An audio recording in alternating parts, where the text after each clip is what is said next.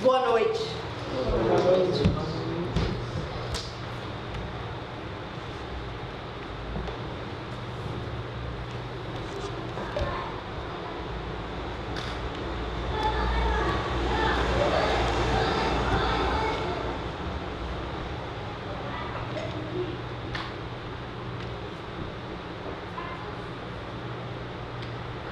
Norte, sul, leste, oeste. Esta casa pede transformação.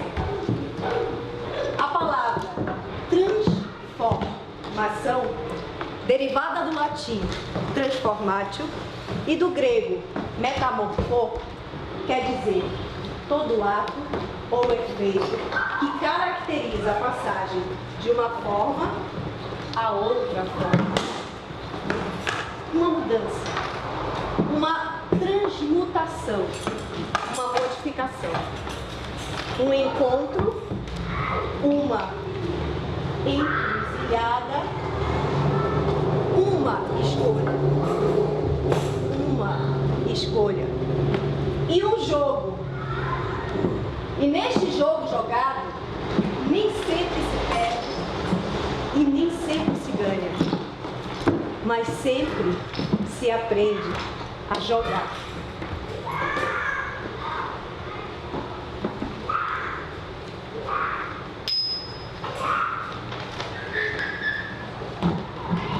Terra,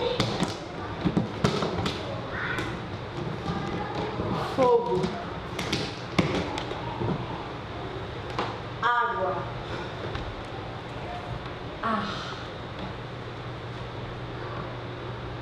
Eu vos invoco, eu vos dou passagem e hoje abro todos os caminhos.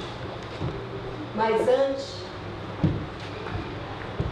é preciso dizer-lhe que tua casa é segura, que há força interior nas vigas do telhado e que atravessarás o pântano penetrante e etéreo, e que tens uma esteira e que tua casa não é lugar de ficar, mas de ter de onde se ir. Bom trabalho. Jaguatirica no ar.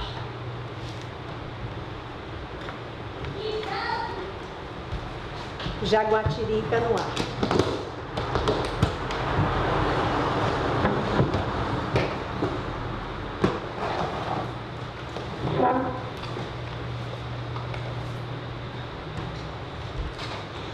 Eu vou contar uma história para vocês. Uma linda história de amor.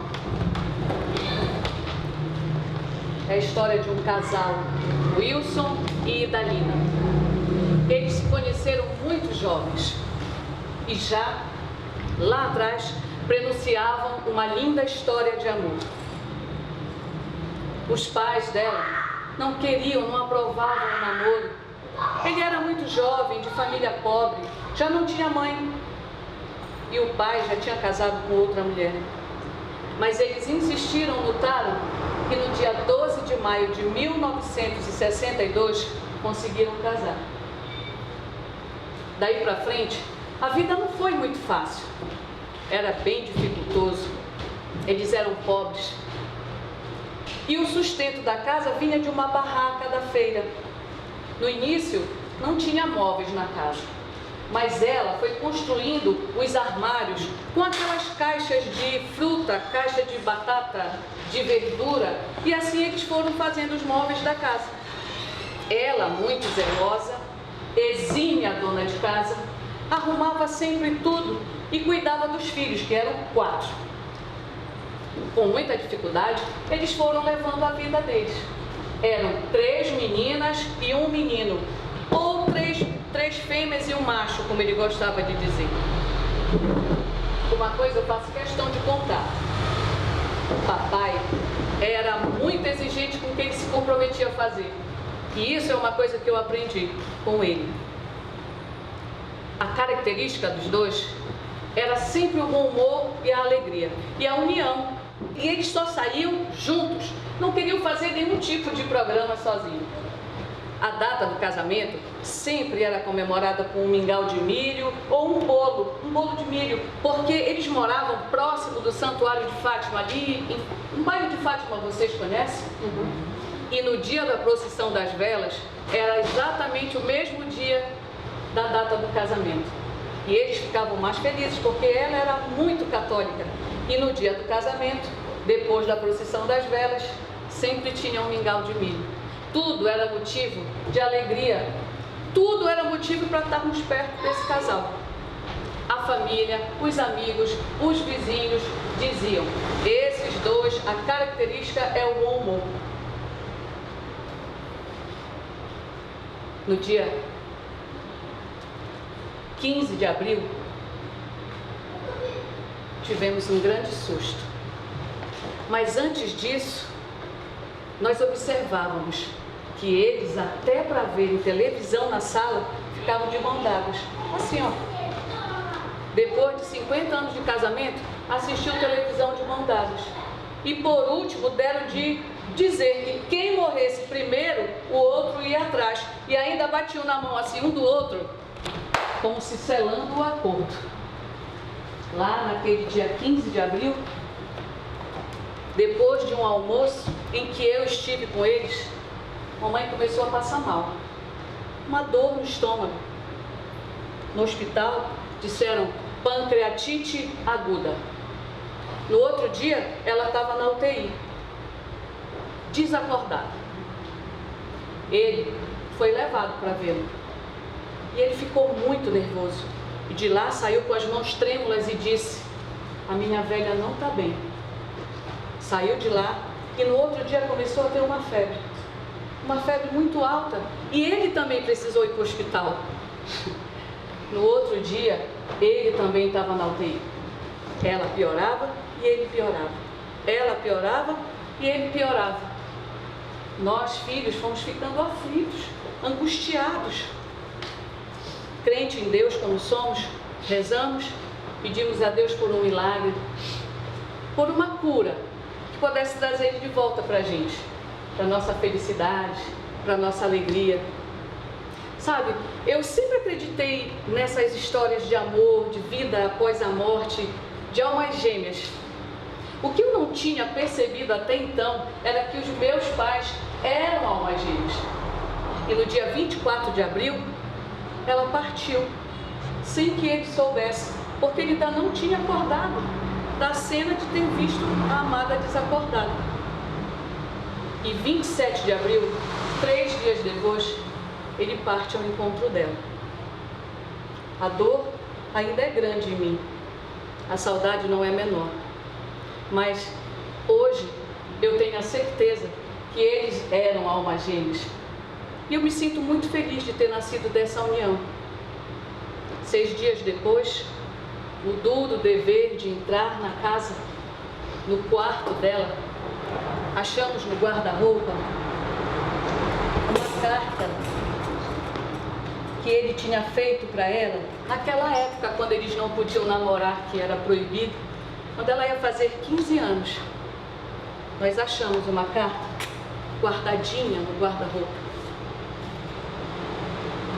E a carta dizia assim: salve, dia 6 de outubro de 1958, minha querida Idalina. Faço votos para que o céu deixe cair as suas bênçãos sobre tua formosa cabeça, para regozijo de tua família e alegria de quem te votou toda a afeição e promete consagrar-te a vida inteira.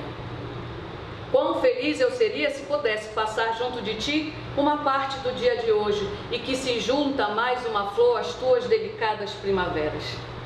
Não podem as mais belas frases, as mais elevadas e bem delineadas imagens ou as mais engrinaldadas flores de retórica traduzir realmente quanto júbilo sinto ao endereçar-te as minhas sinceras felicitações, nas quais suplico a Deus que te prolongue a vida e a povoe de venturas para minha completa felicidade. E já que não posso, como desejava dizer-te pessoalmente, tudo quanto se passa em minha alma neste dia tão festivo, recebe 1000 parabéns de quem te ama apaixonadamente e consente que um puro e casto beijo voe aos teus formosos cabelos, como o brinde mais próprio daquele que jamais deixará de te amar, Wilson. Meu pai gostava muito que eu cantasse. Ele sempre se emocionava, e eu também. E hoje, para sempre, que eu cantar, vai ser em homenagem a eles também.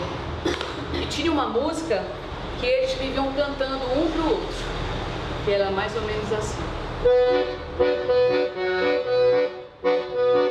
Não posso ver-te triste, porque me mata teu semblante feliz, meu doce amor. Me causa pena o pranto que tu derrama, e se enche de angústia meu coração. E tudo mais de tudo se entristece. Não quero que a incerteza me faça chorar. Nós dois amarguramos eternamente. E se os mortos amam, depois da morte amamos mais. Se morreres primeiro, eu te prometo, sobre o teu peito inerte deixar cair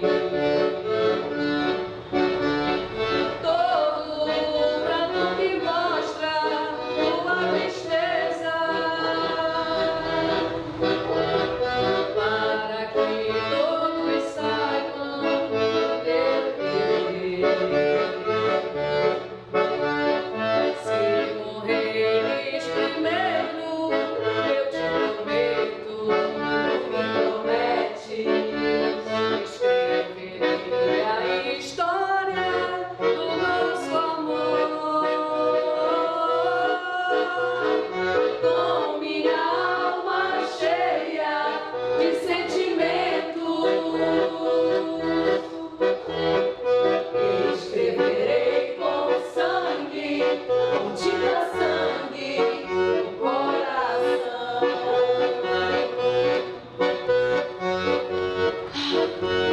Que a minha solidão me sirva de companhia, que eu tenha coragem de me enfrentar, que eu fique com nada e ainda assim eu me sinta como se eu tivesse pleno de tudo.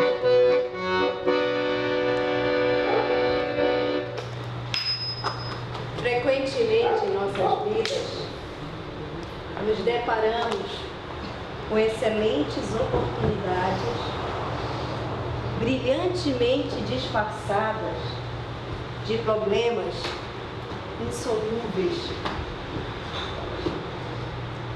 Pense em alguma coisa que você queira muito. Agora pense em outra coisa que você não queira mais. Faça uma pergunta para si e tire uma carta.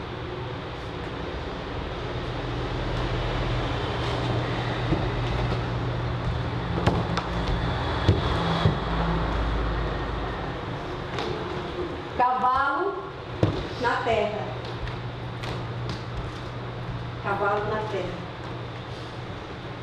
Cavalo na terra. Agradece aos teus obstáculos, porque eles devoram os teus limites.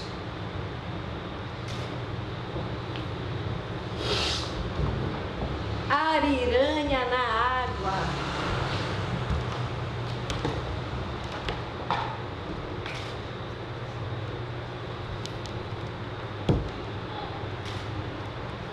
As cartas de amor deveriam ser escritas somente às sextas-feiras, porque às sextas-feiras é o dia da deusa Vênus, a deusa do amor. Fênix no fogo. A esperança tem asas e faz a alma voar. e canta a poesia mesmo sem saber a letra. E nunca desiste. Nunca. Eu vou contar para vocês a história de um casal amigo. Mário Alberto e Belinha. Mário Alberto e Belinha estavam casados há muitos anos. E como alguns casais casados há muitos anos, não tem mais muito assunto para conversar. Sai e fica no silêncio. Nessa noite, Mário Alberto convidou Belinha para jantar. Saíram, chegaram no restaurante, sentaram. E Mário Alberto ficou agoniado, com aquele silêncio, que não tinha mais assuntos, e resolveu fazer uma proposta para Belinha. Belinha, meu amor, eu vou te fazer uma proposta, tá? Você lembra da época que a gente namorava, que a gente saía pela noite fazendo loucuras, você lembra? Nem vem, Alberto, nem vem, para com isso. Lembra, meu amor, que a gente fazia? Vamos fazer uma loucura hoje à noite? Lá vem tu, eu não estou preparada para nada. Eu vou te fazer a seguinte proposta. Vá no banheiro, tire a sua calcinha, coloca na bolsa e traga aqui para mim. Pago a conta e a gente sai e vai viver a nossa loucura. Nem pensar, Mário Alberto, nem pensar. O que é que vão pensar de mim? Eu vou ficar nua na frente das pessoas, eu vou me achar nua, nem pensar. Meu amor, vá, você é minha mulher. O que é que vão pensar se você é minha mulherzinha? Tá bom, Mário Alberto, tá bom, hein? Mas para com esse negócio, eu já vou. Belinha foi para o banheiro, tirou a calcinha, botou na bolsa. E quando ela está saindo do banheiro, que ela encontra Tereza. Belinha, você está aqui no restaurante, meu amor? Estamos, mas nós já estamos de saída. Eu e o Mário Alberto já pagamos a conta. Nem pensar, o Emmanuel está aí, nós vamos sentar na mesa de vocês. Vamos conversar. Tá bom, meu bem. Voltou para a mesa, pegou a calcinha que tinha tirado, que estava na bolsa, passou por baixo da mesa, deu para o Mário Alberto botou no bolso. Ela disse, mas tu nem sabe o que aconteceu. Eu encontrei a Tereza, eu me senti nua na frente dela. Ela estava com a Emmanuel e eles vêm para cá. Nisso, chegou a Emmanuel na mesa. Meu querido Mário Alberto, há quanto tempo? Meu amigo, mas nós já estamos de saída, eu já até paguei a conta. Nem pensar, Mário Alberto, nem pensar. Nós vamos sentar aqui na mesa, vamos conversar. Vamos tratar do nosso assunto de sábado, o encontro de casais com Cristo. Vamos lá. Sabe o que é, amigo? Nós já pedimos a conta. Nisso chega a conta. O garçom chega com a conta, entrega para o Mário Alberto. Mário Alberto pega a conta, mete a mão no bolso para pegar o dinheiro. Nisso ele puxa a calcinha da Belinha. Aí ele todo sem jeito, desajeitado, disse assim, você está vendo, Belinha, o que a sua filha faz com a lingerie dela? Só resolve colocar a lingerie dela no meu bolso. Aí pagava a conta e saiu já sem clima para nada, desconcertado, já não tinha mais, nem falavam mais. Ficou na mesa o Emmanuel e a Tereza. E o Emmanuel vira para a Tereza e disse, tu estás vendo? Ele está traindo ela e ela nem aí para ele. Voltaram para casa, não tinha mais clima, perderam o clima, né? Voltaram para casa no silêncio novamente. Chegaram em casa, ele sempre vê TV e ela vê TV e ele lê jornal. Nisso, nessa noite, nada aconteceu, nada. Silêncio profundo. Apagaram as luzes, né? Quando estava no silêncio, a Belinha vira para ele e diz, Mário Alberto, o que é, Belinha? Eu ainda estou sem calcinha.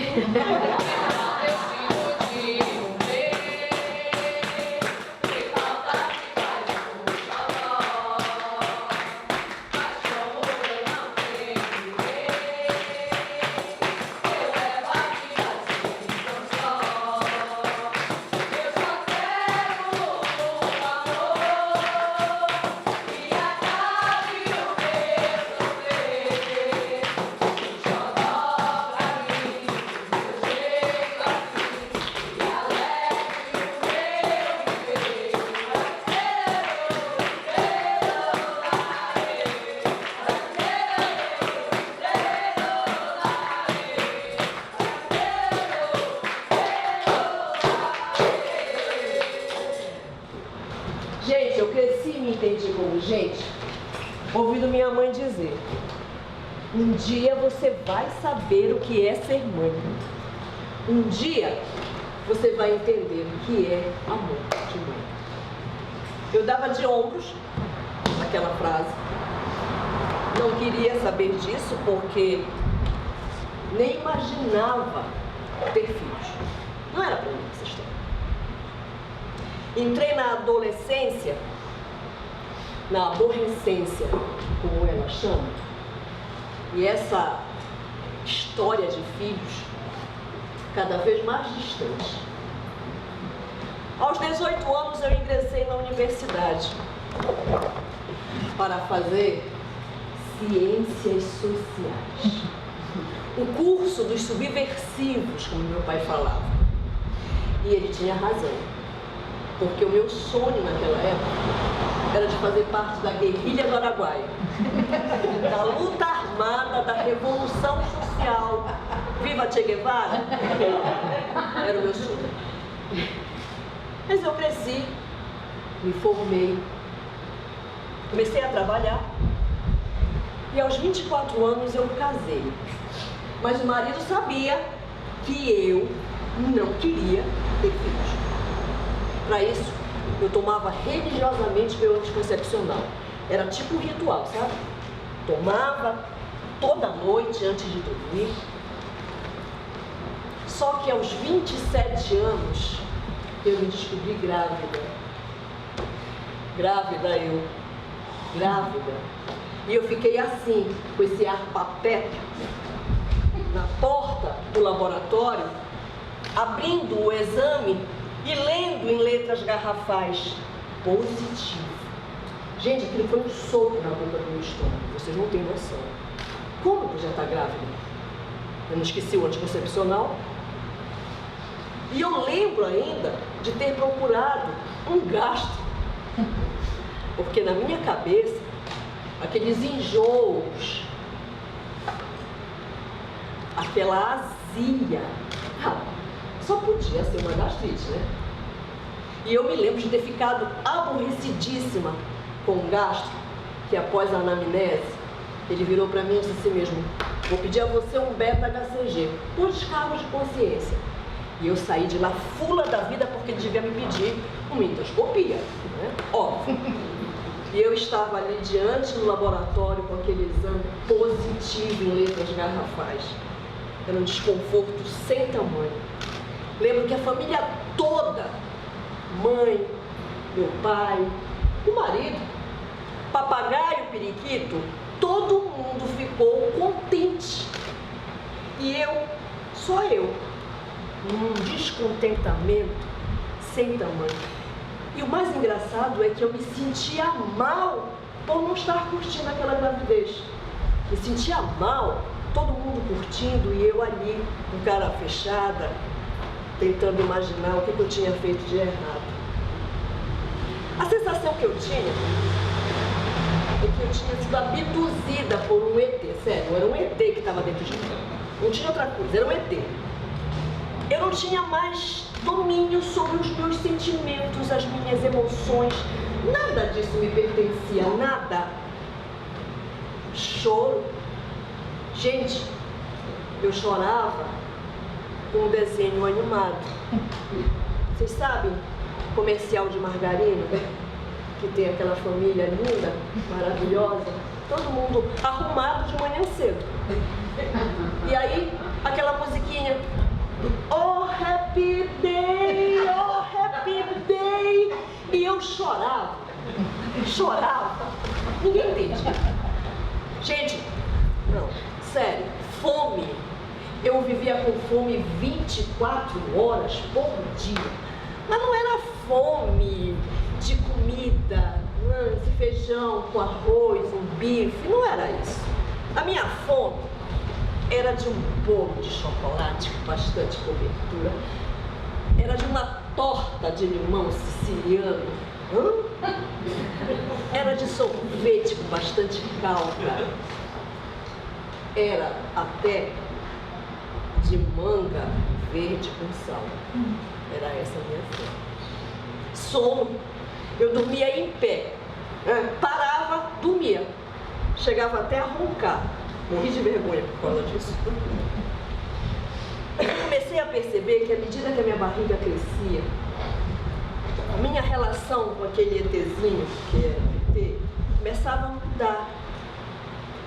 Eu lembro de várias noites acordar sobressaltada, porque eu tinha feito um movimento mais abrupto na cama, com medo de ter machucado.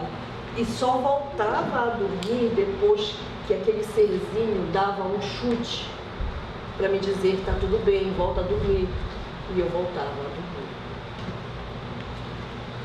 Aos 5 meses, eu descobri que estava grávida de uma menina, que por sinal já tinha nome: Carolina.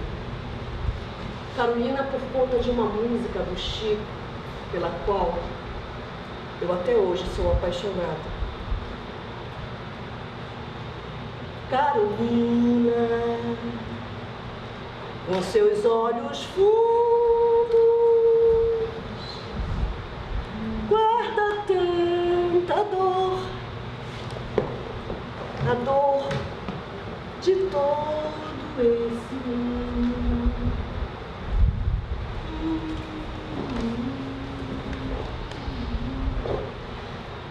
Perto de fazer 9 meses, eu descobri que eu não podia ter parto normal. Embora eu tivesse me preparado aqueles quase 9 meses para fazer parto normal, não pude ter normal, porque o médico me disse que a minha Carolina tinha 2 voltas de circular de cordão no pescoço e a hora do encaixe poderia ser fatal para ela. Eu juro a vocês, eu não pensei 2 vezes.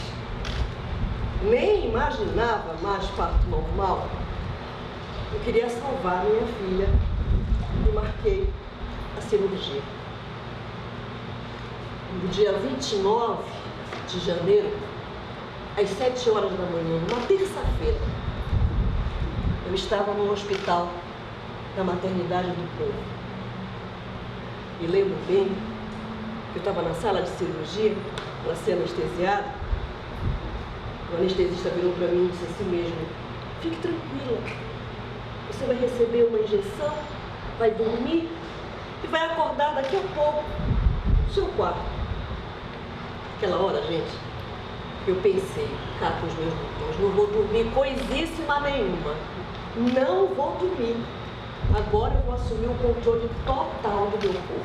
E assumi.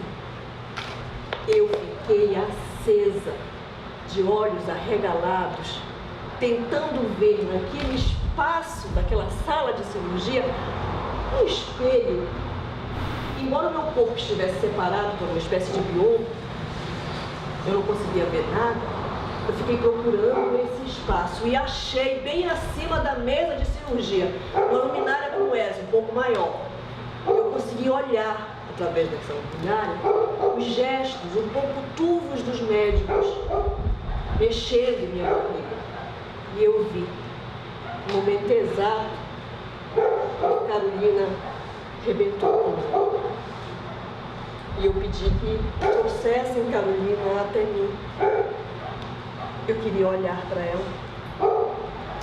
E quando trouxeram minha filha até mim, a sensação que tinha é que eu já conhecia aquele ser. Aquele rosto já me era muito familiar, porque era o rosto que eu sonhava diversas noites. Aquele olho, aquele nariz. Eu me danei a contar todos os dedinhos da mão, os dedinhos do pé. Vi a perfeição de minha filha. Só aí eu descansei e adormeci.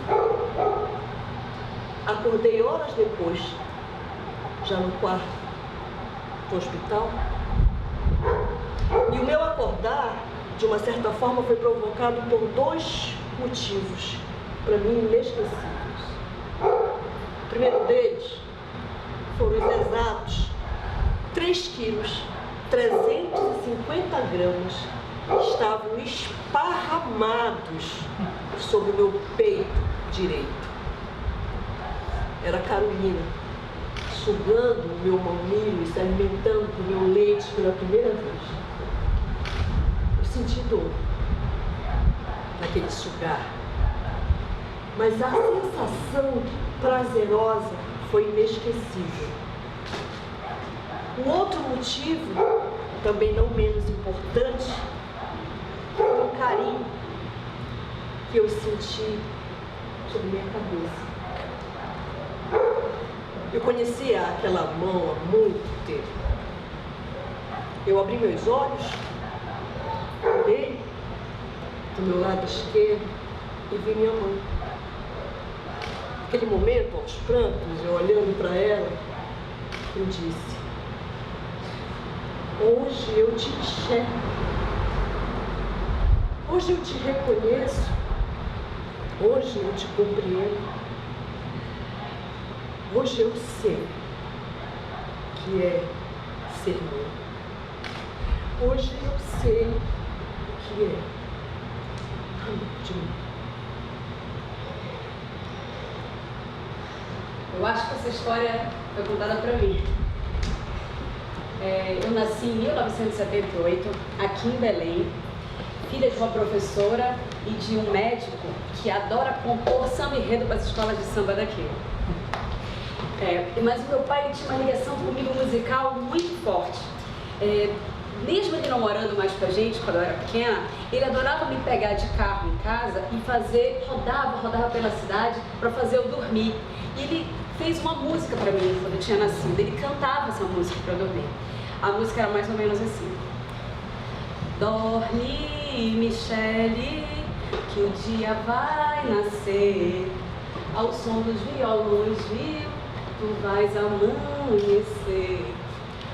Dorme que o tempo vai mudar. Era a mensagem da música.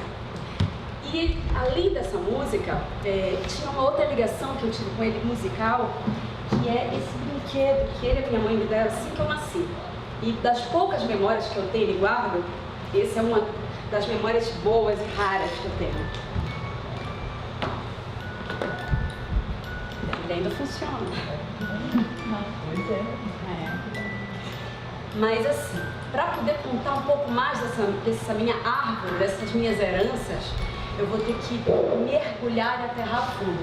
Eu vou falar um pouco da minha avó, a mãe da minha mãe, Beatriz.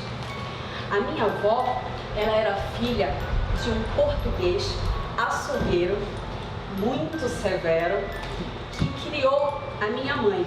Ele teve 12 filhos, 7 mulheres e 5 homens. A minha avó foi a primeira a nascer. Então aqui teve que desde cedo aprender a criar, a cuidar dos irmãos e ser a mãe, mesmo sem ter filho ainda.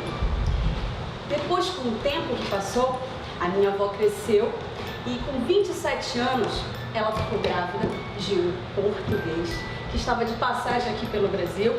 Dizem que ele era atleta da Puna. Dizem também que depois ele voltou para Portugal. Eu pouco sei dessa história, eu e minha família, porque na verdade ele pouco deixou de lembrança, de memória, de saudade, inclusive de nome. E ele partiu. A minha mãe foi criada pelo avô, e com o tempo passou a minha mãe também, filha única da minha avó, cresceu e casou, teve 10 longos anos de namoro com o meu pai e engravidou antes de casar. Mas isso era um segredo, porque naquela época ninguém poderia saber que uma pessoa ia casar grávida.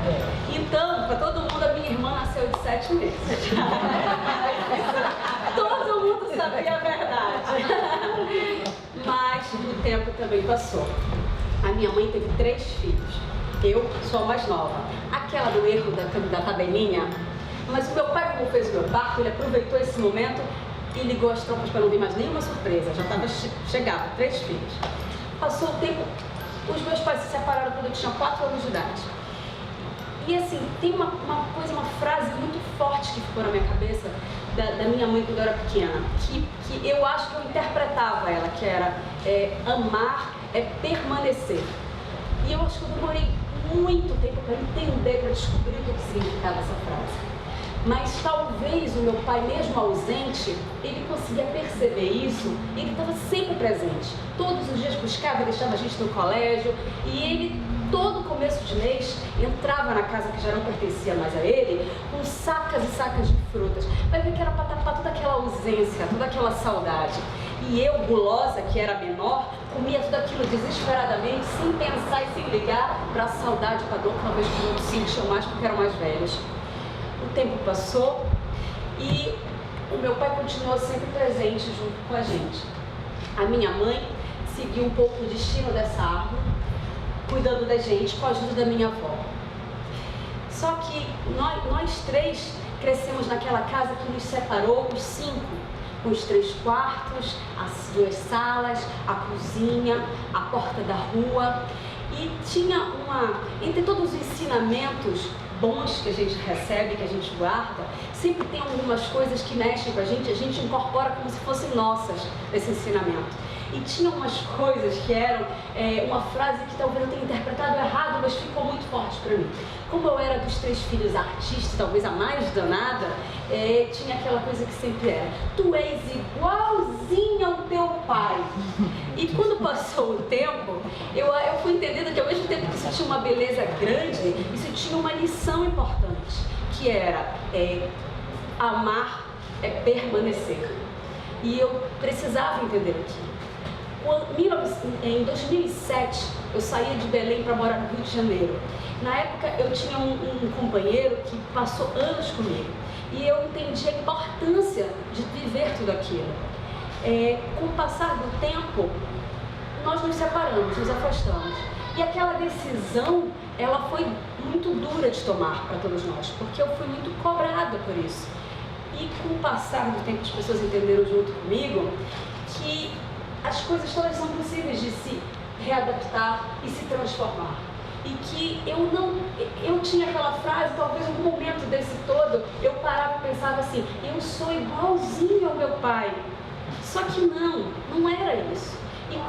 E eu tive que me recolher de todo esse entendimento, estudar um pouco sobre a árvore, estudar um pouco sobre isso, sobre essas repetições, sobre essas frases que a gente recebe às vezes, sobre todo o ensinamento que a gente toma pra gente. Cuidado de lidar com tudo isso. Então, com o tempo, eu fui aprendendo. E nesses últimos anos, no último ano, eu ganhei uma bolsa para estudar na França. E foi um ano muito difícil, muito duro, solitário. No final desse ano que eu passei lá, numa rápida passagem por Lisboa, eu conheci o pai do bebê que eu estou esperando. Eu estou grávida, tenho 38 anos e toda essa transformação, essa descoberta de surpresa, porque eu descobri estar grávida no dia que eu estava voltando para o Brasil. Entre despedidas, eu descobri que a gente tinha um pacto e que a gente ia selar esse reencontro logo mais. Então, como a vida surpreende, como ela transforma, como ela nos coloca diante de coisas como uma roda da fortuna das cartas, que tudo pode girar e mudar. Então, hoje, eu conto essa história para vocês, eu percebo que parece que as histórias se repetem, mas elas nunca se repetem. Nós não nos repetimos, nós circulamos, estamos sempre mudando. Hoje é dia 13 de outubro, eu fui fazer a ultrassom de manhã e descobri que estou grávida de uma menina. Eu compartilho isso com vocês, eu, ela e o meu companheiro. Cortei o dedo quando você se foi e ainda não sarou. Só quando você voltar, meu amor, aí eu paro de sangrar. Minha mãe falou: não se assuste, minha filha, se na hora você sangrar.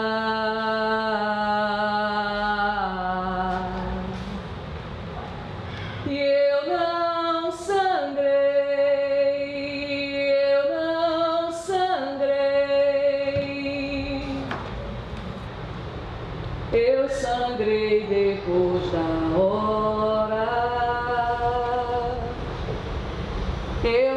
sangrei depois da hora.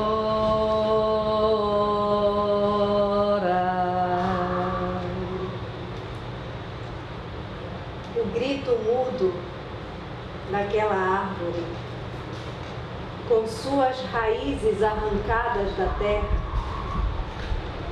eu compreendi quando senti nas pontas magoadas de meus dedos a dor de minhas mãos arrancadas das tuas. A arte existe porque a vida não basta.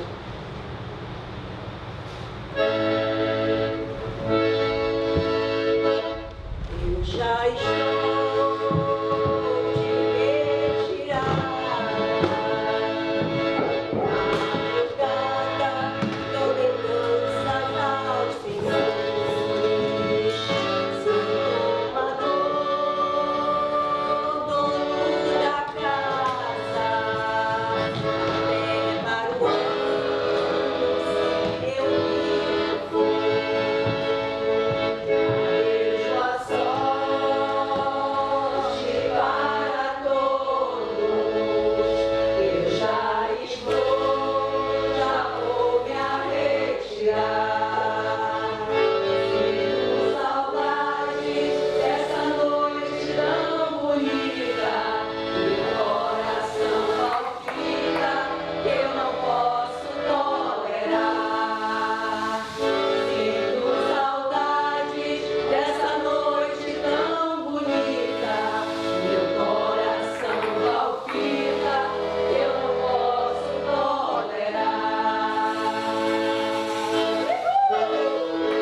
Já estou de retirada, madrugada, foi tanta calça, me matou, dono da casa, falando se eu vivo. A língua sobe para todos, já vou me arretirar. Tenho saudade dessa noite tão bonita, meu coração palpita que eu não posso tolerar. Tenho saudade dessa noite tão bonita, meu coração palpita que eu não posso tolerar.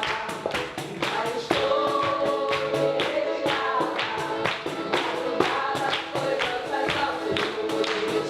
Meu amor, dono da casa, até falando se eu vivo.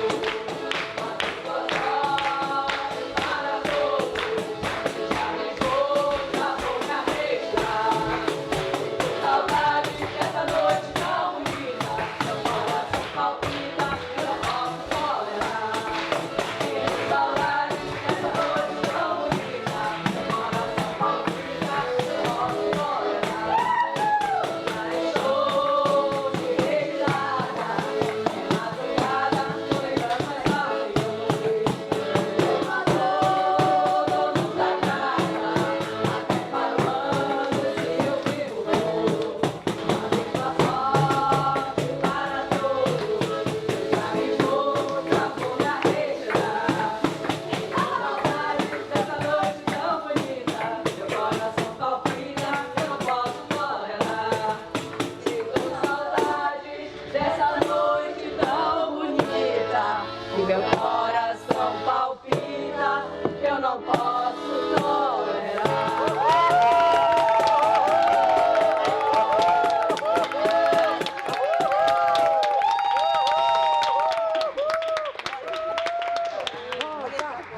Mas tem que encher toda ela. Tem que encher toda ela. Vamos dizer? Tá bom. Bora lá. Eu não me torcei, não.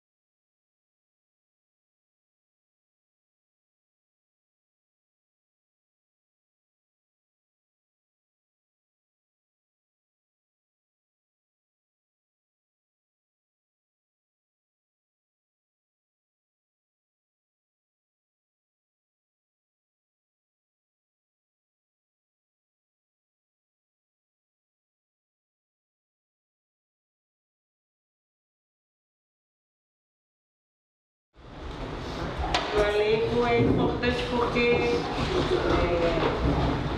a ideia com esse projeto de casa, da licença para cuidar, é exatamente romper com uma estrutura convencional, né, que é de um público se deslocar para uma casa de espetáculo. A gente não vem praticando isso há muito tempo. Se vocês observarem o teatro que se faz nessa cidade, vocês vão perceber que as categorias artísticas todas estão fora das salas convencionais, estão fora do teatro, estão em casas como esta aqui do Poeira.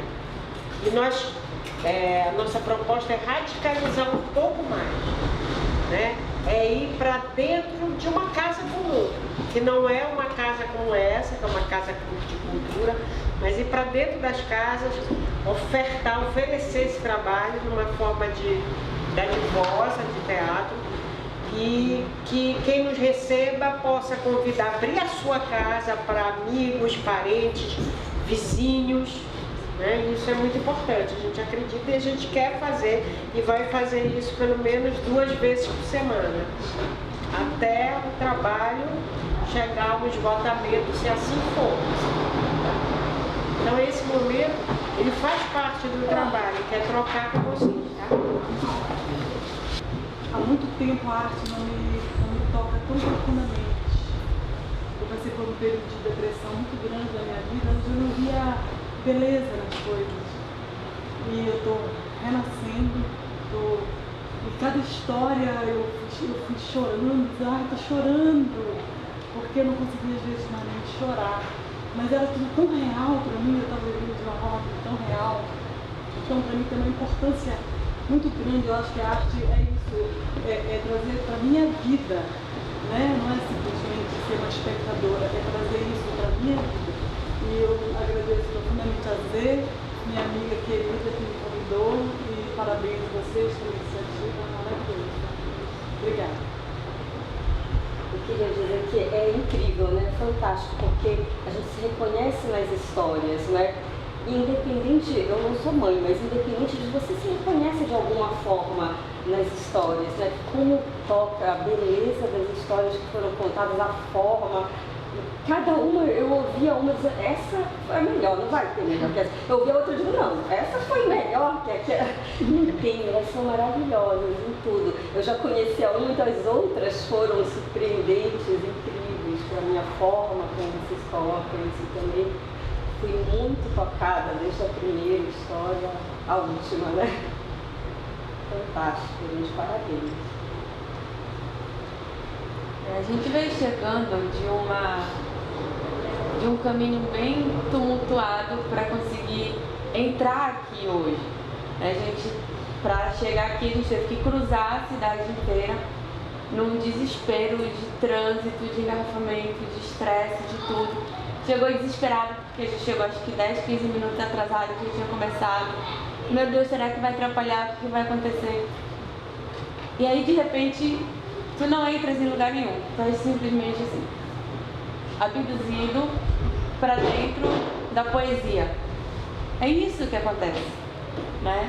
E toca muito forte. Eu venho de 2 perdas familiares muito. Foi meu avô,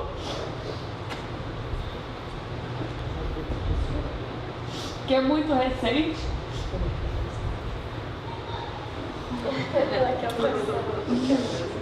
E a gente vem de um percurso difícil, de cuidado, de tudo mais. E quando a gente chega aqui, eu cheguei aqui, eu me deparei com as histórias. Aí eu pensava assim, mas aonde que é a poesia e aonde que é a vida, né? Porque quando eu ouvi a primeira história, eu disse, mas será que é mesmo? Será que é uma narrativa de vida? Ou será que é um encantamento? É uma vida de encantamento, sabe? Eu acho que isso foi colocado aqui de forma magistral.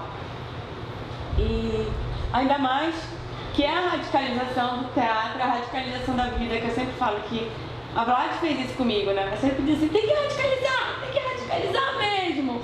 Eu acho que cada vez que a gente radicaliza, que a gente abre uma porta, a gente está abrindo uma porta de utopia, a gente está abrindo uma porta de sonho.